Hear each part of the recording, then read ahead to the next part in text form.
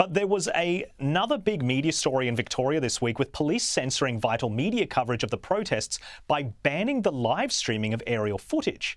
So incompetent were the police to stop the rioting protesters that on Wednesday they turned on the media, blaming websites such as skynews.com.au for giving the public immediate access to this information.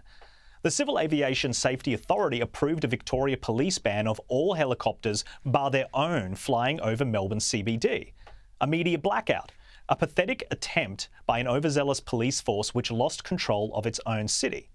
You deserve to know what's happening in your city every moment of every day. And in my experience, police only ever want you to stop filming when they are worried about stuffing something up. We have to be able to see, we have to be able to show the public of what is happening.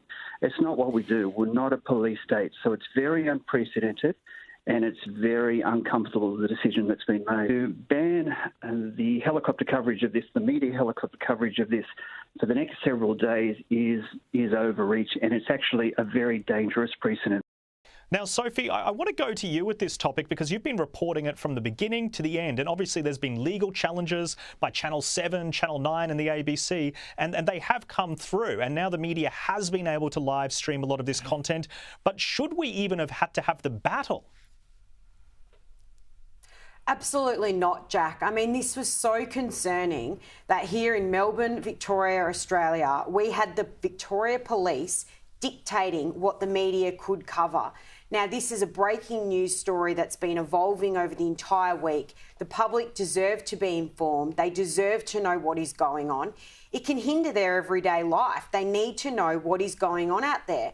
And for the Victoria Police to direct the Civil Aviation Authority to stop this media helicopter from flying over the CBD, and then also adding to that the media were to get permission from the police before they could enter the CBD space.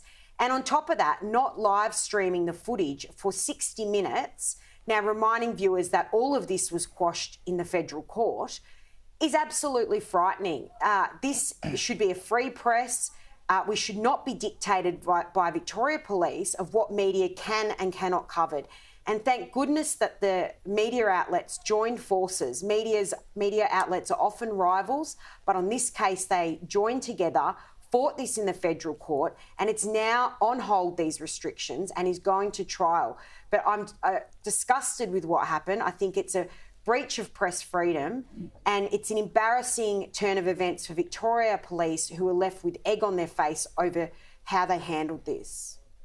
Yeah, well, I agree with that sentiment. And Caleb, what it demonstrates to me is it's a fundamental misunderstanding of what the internet actually does and the function that citizen journalists have on social media. I was looking at live streams after they had banned journalists from doing it. Everyday punters are popping up and there's 50,000 people looking at this stream over here, 50,000 there. And then all of a sudden the information is not coming from reputable journalists. It's coming from people there who do have an agenda on the ground. And the information is worse. The quality of information is worse. Surely police need to find a better way of controlling the crowds rather than just this media blackout, which it can't work on the internet.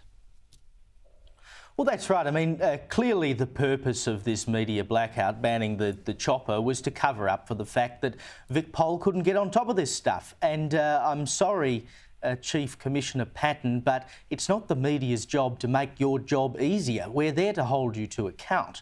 And to go so far as to try and ban the media from displaying what is going on in our own city is an outrage. You know, if you can't get on top of the protests, if you can't work out where they are, that's your problem. It's not my problem. It's not the problem of the Herald Sun. It's not the problem of Channels 9, 7, ABC, SBS 10. We're there doing our job. We are telling the people of Victoria and the people of this country what is going on in our city and our country.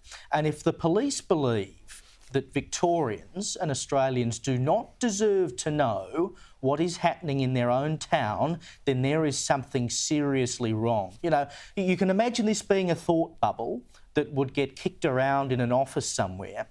But to go so far as to actually do it is really quite concerning. I think it's something of an insight into the minds of Victoria Police and perhaps other elements of the government as well, as to how they think about this kind of thing. If they're going to do it here, you know, they could do it anywhere.